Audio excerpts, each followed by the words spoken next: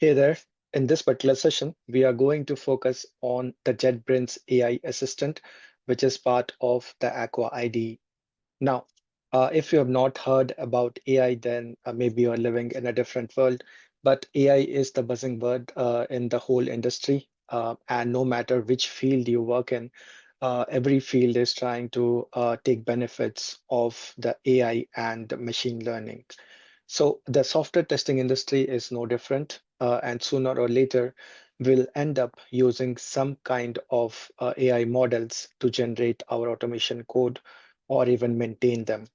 So JetBrains has also got its own AI assistant, and this is part of the Aqua ID, or you can also enable this in other IDs. Now, the AI assistant, it provides the AI-powered features for software development, and it can be used in the test automation development as well. Now, what it can do, well, it can generate code from your descriptions. It can generate documentation. It can generate your commit messages. It can explain you about your project code. It can answer different questions about your project code. It can also explain runtime errors and do a lot more. Now, in order to do all of this, we need to enable the JetBrains AI Assistant plugin. Now, usually this should already be enabled in your Aqua IDE. So where you can see it is on the right-hand side toolbar, you'll find icon for AI Assistant. Once you click on it, either you will get this screen, which means it's already enabled, or you will get enable button as well here. So once you do that, you can go ahead and either purchase the AI license, or you can start a free trial, which is valid for 14 days. So it's not completely free. If we want to use it beyond the 14 days period, we need to pay some fee for it. So let's go ahead and get started. Let's start the free trial and see how we can enable this AI assistant for our automation project. So here it will take me to the screen, and then this will enable my license for the next 14 days. So it is part of the Aqua ID non-commercial license, but then this is a separate plugin, and it has got its own license. So now it's pretty easy to set up. It's just a plugin into our IDE, and then you can go ahead and use all of its features, which can be very useful, right?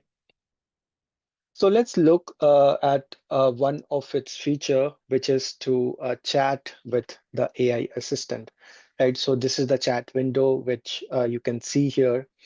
And here I can click on this plus sign, and here you can see it gives me all the recent files, and then which files I want to work with.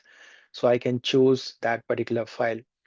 So already my current file validate login is selected here, right? And instructions is empty. Here, let's use this Ask AI Assistant, which is nothing but the chat window. So in the chat prompt, if I put the forward slash, you will see that I will get a couple of options here, right? So either I can search in the ID documentation, I can ask it to explain a mentioned entity, I can get more information about the AI chat features, or I can also suggest refactoring for selection in the active editor, right? So these are the four basic prompts which you can use. So let's try this slash docs, and then you will see that the slash docs command is used to search for information in ID documentation.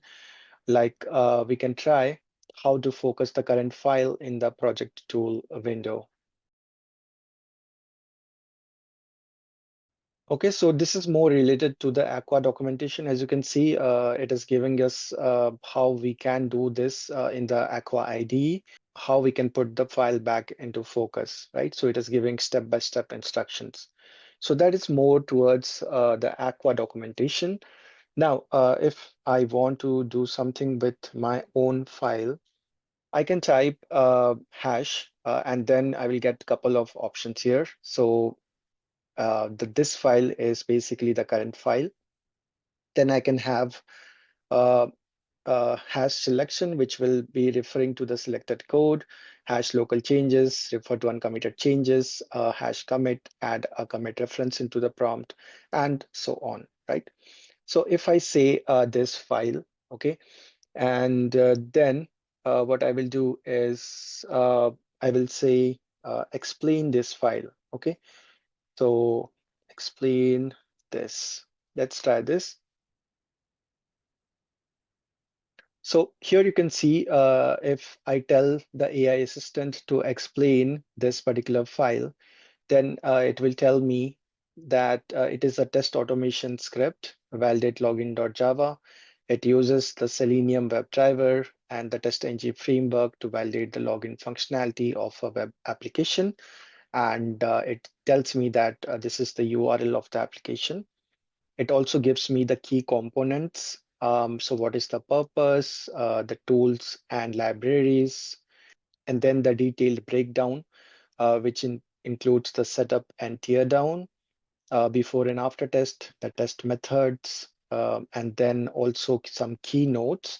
So it talks about the page object model, proper teardown methods, uh, it also talks about some improvements. Okay, so it is saying assertions are missing.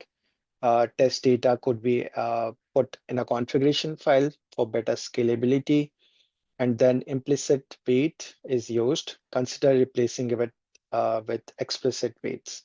So as you can see, it's a lot of information. It not only helps you to understand what the code is all about, it gives you keynotes, it gives you best practices, it also tells you how you can improve the code further. We can also refactor the code. Okay, so let's try this out. So I will say refactor, and then I will say hash this file. Okay, so I will ask the AI assistant to do some refactoring for my validate login.java. And here it will tell you how we can refactor this. So it will give several improvements for better readability, usability, and maintainability. So here you can see introduce assertions is the first refactor, then extract constants, okay, and then it will also give us the whole code. There is to reduce code duplication, then there is leverage test ng data providers, and then switch to explicit weights, right? So here you can see this is my refactored version of my code. So it completely done by the AI. I have not done anything here, not a single line of code. So I can go ahead and use this directly, okay? Or I can use parts of it. It completely up to me how much I want to use from the AI assistant, okay? So if I want to use this particular refactored code, well, there are options, as you can see. So I can copy to clipboard. I can insert the snippet at a particular place, or I can create a file from the snippet. So let's go ahead and use this option, create file from snippet. But if you want to use this option, we already have a file with the same class name, right? So it may not work. So what we will do is first, we will go ahead and refactor or uh, rename our existing file. So we will rename this to something valid login test. Okay, and then we will go ahead and choose this option, create file from snippet. So let's go ahead and minimize this and let's look at our AI generated file. So as you can see, some of the methods have not been implemented and that is why it is giving some errors. And obviously AI can build your code up to a certain limit. After that, you have to also do some work, okay? AI doesn't know what error message should be visible on the page. Obviously, it is not reading your application. It is more reading your code and trying to refactor based on what is present in the code. Obviously, we can feed some more information back to the AI so that it is able to also define these particular methods, which are currently not defined. But for now, I will just create some dummy methods here, okay? And then I will resolve these particular issues which it is facing. So I will create these methods here and I will return something. So all the errors are resolved. And what I will do is let's go ahead and rename this to AI. Okay, so that we know that this is a AI generated test and this is the test which we have written, right? So as you can see, it's a pretty powerful AI assistant tool, which is part of the Aqua ID. And we just saw some of the features. We will explore more features of this AI assistant in the coming up sessions.